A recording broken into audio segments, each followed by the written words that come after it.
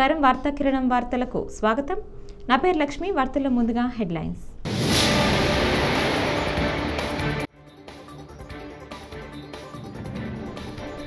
ఏపీలో జగన్ ప్రభుత్వం కంటే ఈ 5 నెలల్లో కూటమి ప్రభుత్వంలో క్రైమ్ రేటు చాలా తగ్గిందని మంత్రి అనిత స్పష్టం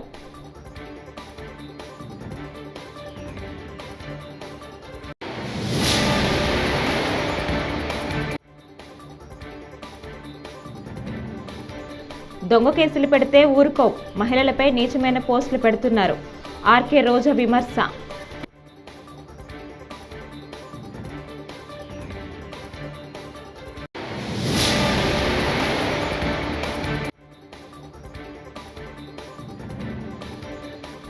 వైఎస్ఆర్సీపీ నేతలకు పోలీసులు 41A నోటీసులు వైఎస్ఆర్సీపీ నేతల ఆగ్రహం వ్యక్తం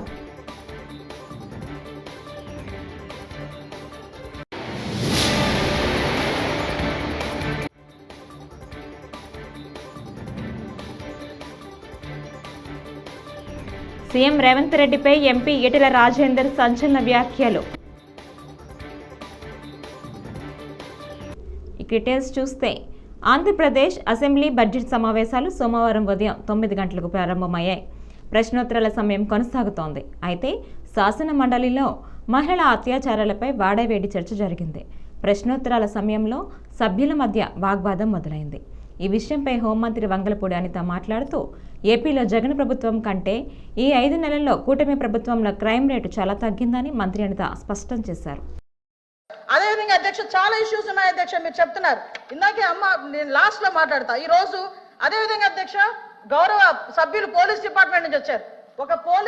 ఒక కేసు వచ్చిన తర్వాత దాని ఇన్వెస్టిగేషన్ చేయాలి, దాని గురించి సంబంధించి ఛార్జ్ షీట్ ఫైల్ చేయాలి, ఫోరెన్సిక్ డిపార్ట్మెంట్ నుంచి మనకి రావాలి అధ్యక్ష, రిపోర్ట్లు కూడా రావాలి.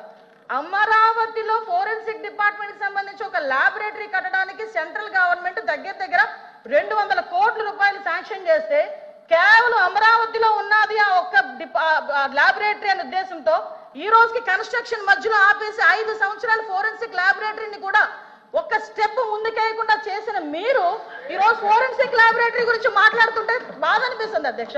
5 సంవత్సరాలు వేస్ట్ అయింది.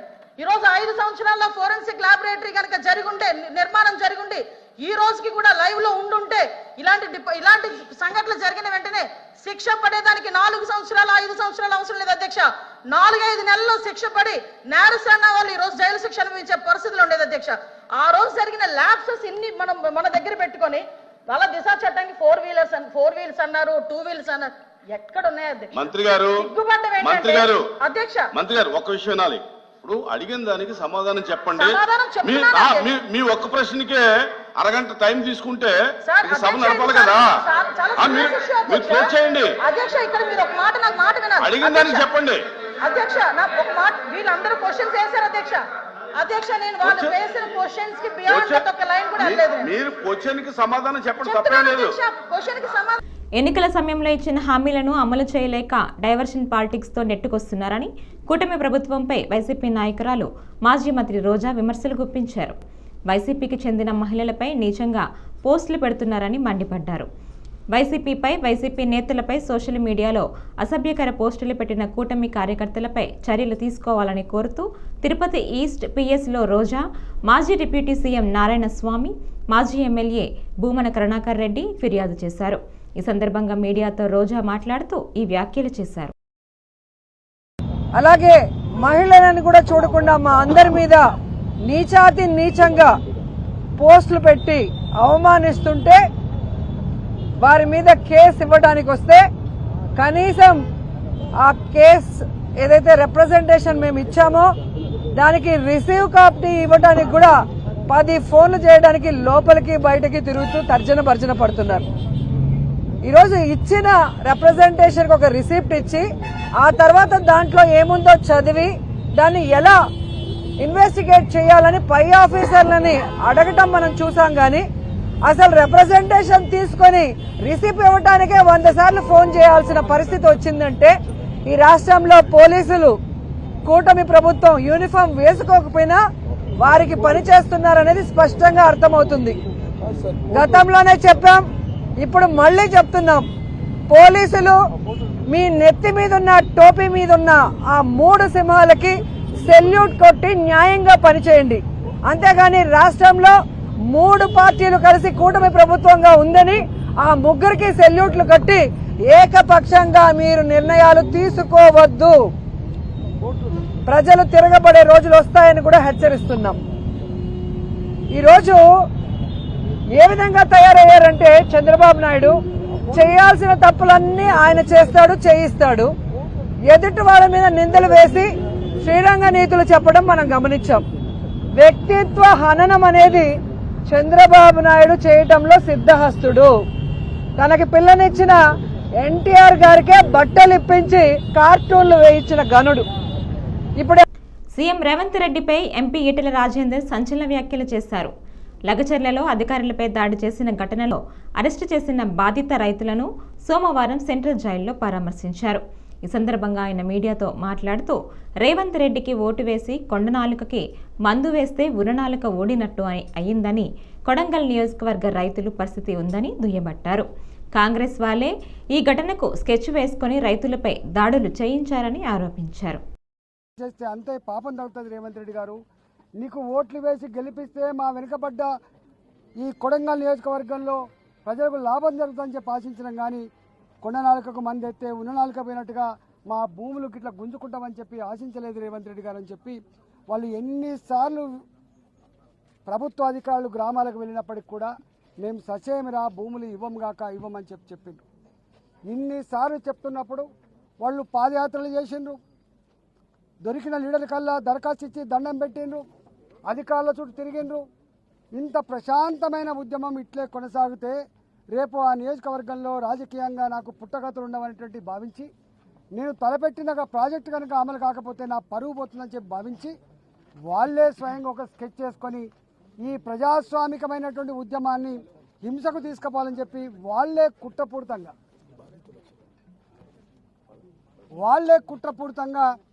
స్కెచ్ చేసుకొని కలెక్టర్ని పట్టుకొచ్చుకొని వాళ్ళే లొల్లి పుట్టించుకొని దాడులు చేసుకొని ఆ దాడుల్ని అడ్డం పెట్టి ఈ దాడులు చేసింది రైతులని, దీనికి కారకులు ప్రజలని చెప్పి వాళ్ళను బూచి చూసి ఇవాళ ఈ విధంగా భయపెట్టించారు.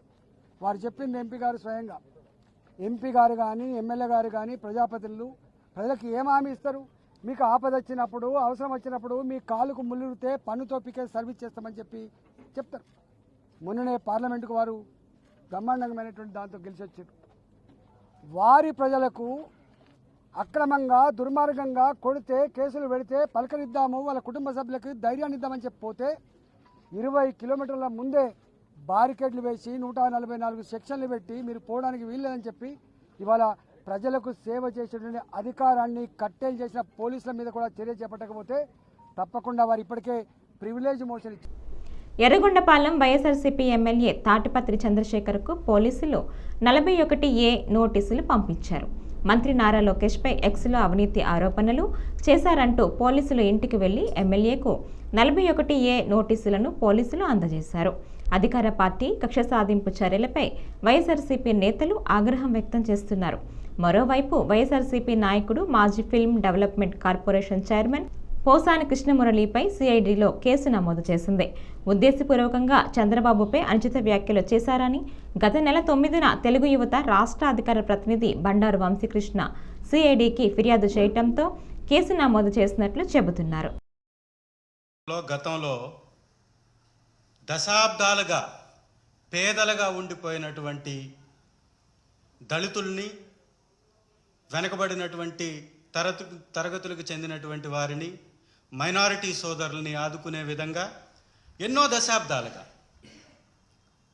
వారు వ్యవసాయం చేసుకుంటున్నటువంటి భూమి మీద హక్కు లేక వారు హక్కుదారులై కూడా 20 సంవత్సరాల పై చిలుకు నుంచి దాన్ని స్వాధీనంలో ఉంచుకొని కూడా ఏదన్నా వారి యొక్క అవసరానికి అమ్ముకోలేనటువంటి పరిస్థితి, దానిపై రుణం తెచ్చుకోలేనటువంటి పరిస్థితి, వారి బిడ్డలకి ఏ విధంగా కూడా వాటిని ఉపయోగించుకోలేనటువంటి పరిస్థితిలో ఉన్న ఆ ఇబ్బందుల్ని గమనించినటువంటి జగనన్న గారి మా ప్రభుత్వం దాదాపుగా 35.44 లక్షల ఎకరాలకు సంబంధించి నిషేధ భూముల్ని వాటి యొక్క సమస్యను పరిష్కరించేటటువంటి విధంగా దాదాపుగా 20.24 లక్షల మంది రైతులకు లబ్ధి చేకూరే విధంగా ఆ భూములన్నిటి మీద 20 సంవత్సరాల పైచిలుకు దాని మీద స్వాధీనంలో ఉన్నటువంటి వారికి కేటాయించి 20 సంవత్సరాలు దాటినటువంటి వారికి ఆ భూముల మీద హక్కు కల్పిస్తూ అనేక చుక్కల భూములు కానీ, అసైన్డ్ భూములు కానీ, ఇనాం భూములు కానీ, అలాగే సర్వే ఇనాం కానీ, షరతులతో కూడినటువంటి పట్టా భూములను కానీ, వీటన్నిటి మీద నిపుణులతోటి సలహాలు తీసుకొని వారి సూచనల మేరకు ఈ రాష్ట్రంలో పేదవాడుగానే ఉండడానికి వీల్లేదు, పేదవాళ్ళు ఖచ్చితంగా వారి యొక్క భవిష్యత్తును దిద్దుకోవాల్సినటువంటి అవసరం ఉంది. అత్యధికంగా దీనిలో దళితులు ఉన్నటువంటి వారు ఎక్కువగా ఉన్నారు. వారికి సంబంధించి దాదాపుగా అసైన్డ్ భూములు 15,21,160 మంది రైతులకు సంబంధించినటువంటి దాదాపు 27,41,698 ఎకరాలు.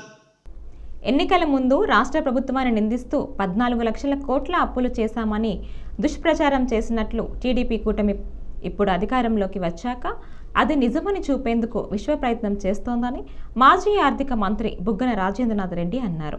అందుకే రాష్ట్ర అప్పులపై వాస్తవాలన్నీ బడ్జెట్ పత్రాల్లో ఉన్నా రాష్ట్ర ప్రభుత్వ నికర అప్పు 6.46 లక్షల కోట్లు అని స్పష్టంగా పేర్కొన్నారు. ఏవేవో లెక్కలు కట్టి ఇప్పుడు దాన్ని 9.74 లక్షల కోట్లుగా చూపుతూ తవ్వే కొద్దీ ఇంకా ఎంత బయటపడుతుందో అంటూ చెబుతున్నారని ఆయన ఆక్షేపించారు. తవ్వడానికి ఇదేమైనా సొరంగమా లేక గనినా కాదన్న ఆయన నిజానికి కాగ్ ప్రతి నెల ఆడిట్ చేస్తోందని, అన్ని వాస్తవాలు అందులో బయటపడతాయని చెప్పారు. ప్రజల ఆదాయం తగ్గిందంట. 2018-19 అండి. ఇది ఎక్కడి నుంచి వచ్చింది?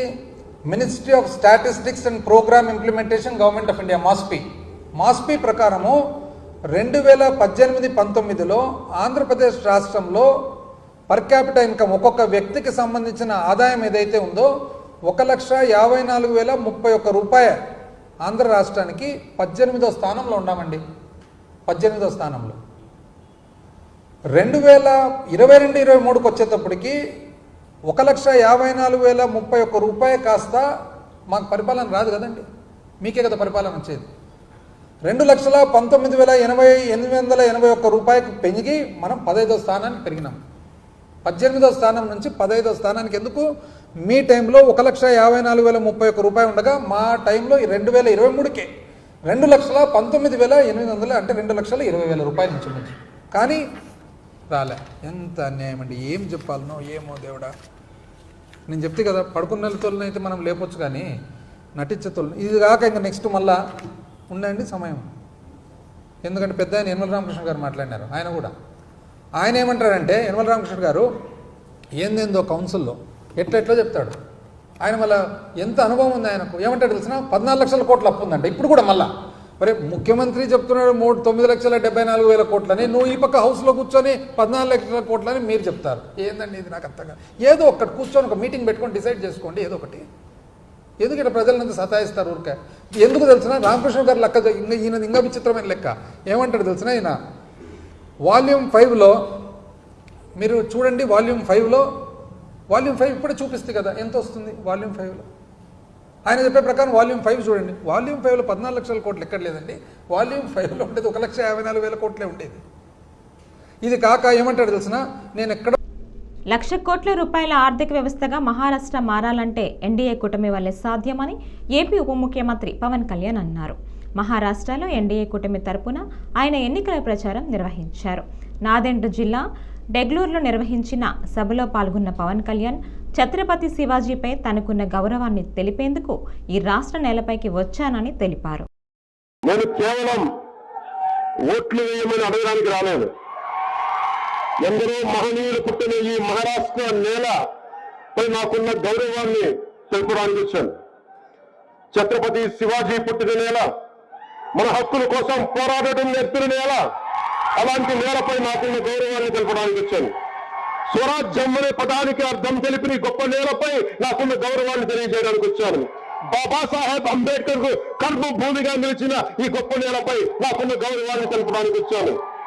రాజ్మాత జిజాబాయి నేర్పిన విలువలతో నిండిన ఈ గొప్ప నేలకు మనస్ఫూర్తిగా నమస్కరించడానికి వచ్చాను.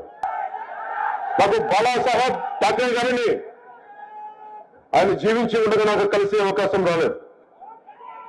కానీ అన్యాయాలను అక్రమాలను ఎదిరించడంలో ఆయన నాకు బలమైన స్ఫూర్తి. సనాతన ధర్మాన్ని ఏమాత్రం భయపడకుండా పరిరక్షించడంలో బాలాసాహెబ్ ఠాక్రే గారు నాకు స్ఫూర్తి. జనసేన 7 సిద్ధాంతాల్లో ఒకటైన ప్రాంతీయతను విస్మరించిన జాతీయవాదం అనే సిద్ధాంతానికి బాలాసాహెబ్ ఠాక్రే గారి స్ఫూర్తి. బాలాసాహెబ్ గారి దగ్గర నుంచి నేర్చుకోవాల్సింది ఏ విషయాన్నైనా ధైర్యంగా చెప్పడం, నిర్మోహమాటంగా నిక్కచ్చిగా ఉండడం, అధికారంతో సంబంధం లేకుండా మన సిద్ధాంతాలకు బలంగా కట్టుబడి ఉండటం బాలాసాహెబ్ ఠాక్రే గారి నుంచి నేర్చుకున్నాం. ఆర్టికల్ 370 తర్వాత కశ్మీర్ కనిపిస్తుంది. దివ్య రామ మందిరంతో అలంకరించబడిన అయోధ్య కనిపిస్తుంది. ప్రపంచ పటంపై రెపరెపలాడుతున్న తిరంగా కనిపిస్తుంది. దేశం నలుమూలల్లో ప్రయాగరాజ్ అగ్నిమాపక శాఖలో అధునూతన ఫైర్ ఫైటర్స్ వచ్చి చేరాయి. వచ్చే ఏడాది నిర్వహించబోయే కుంభమేళాలో సేవలు అందించేలా సరికొత్త ఫైర్ ఇంజిన్లు, ఏటీవీలు, మోటార్ సైకిళ్లను సమకూర్చారు. లక్షల్లో భక్తులు హాజరు కానున్న నేపథ్యంలో వారి రక్షణకు వీటిని వినియోగించినట్లు అధికారులు చెప్పారు. 2019లో జరిగిన కుంభమేళాలోనూ ఫైర్ ఫైటర్ వాహనాలు విశిష్ట సేవలు అందిస్తున్నట్లు చెప్పారు. ఈసారి వాటి సంఖ్య మరింత పెంచినట్లు వివరించారు.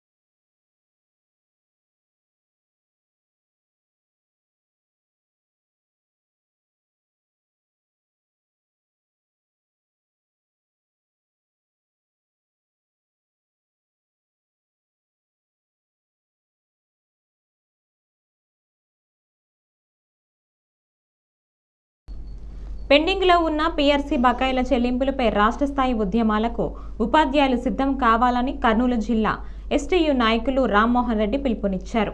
పత్తికొండ ఎస్టీయూ కార్యాలయంలో ఆదివారం రాష్ట్ర నాయకులు సత్యనారాయణ ఆధ్వర్యంలో నిర్వహించిన సమావేశంలో పత్తికొండ, తుగ్గలి, మద్దెకెర మండలాల నాయకులు పాల్గొని మాట్లాడారు. డిసెంబర్లో జరగనున్న వార్షిక కౌన్సిల్ సమావేశంపై వారు చర్చించారు.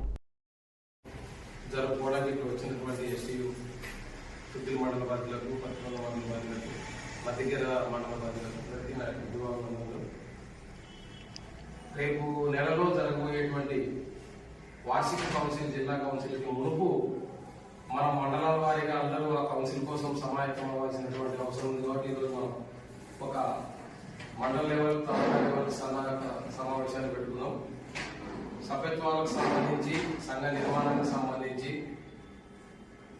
మనం చర్చించుకొని జిల్లా స్థాయికి మనం కట్టాల్సినటువంటి సభ్యత్వాల వాటా మరియు జనరల్ ఫండ్ వాటా గురించి చర్చించుకోవడానికి వచ్చాం. అదేవిధంగా గవర్నమెంట్ మీద మన పోరాటాలు ఇప్పుడు ఇంకా రావాల్సినటువంటి ఐఆర్ కానీ, పిఆర్సీ బకాయి సమస్యలు కానీ, వీటన్నిటి గురించి మాట్లాడుకొని జిల్లా స్థాయిలో ఒక తీర్మానం చేసుకొని రాష్ట్ర స్థాయి. ఈ వార్తలు ఇంతటితో సమాప్తం. నమస్కారం.